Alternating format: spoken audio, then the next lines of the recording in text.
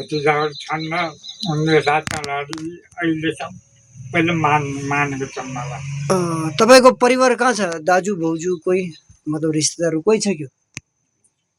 त्यो जात्रा लाउने छन् त कहाँमा?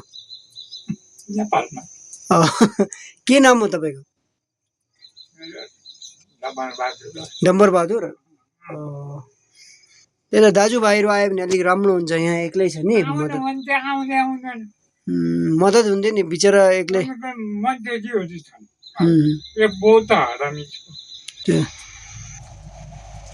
चार भाइ दुईटा बुढीको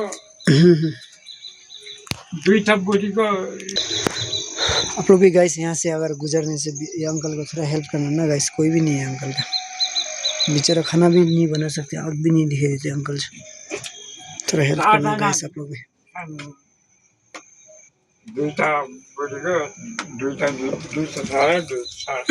आज अंकल के लिए मैं थोड़ा सा खाना बना के लेके आया था। भोटका धन्दाले गर्दा आउँदैन, नेपालबाट आउँछु भन्छ आउँदै आउँदैन। तकलिफ हुन्छ त्यही त, बिचरा एकजना मात्रै मान्छे। यहाँ मलाई यहाँ एक्लै राखेर मरे पनि के गर्नु? कहाँ मर्छ हो, धामी छ नि त। अरे केही तकलिफ केही छैन बस।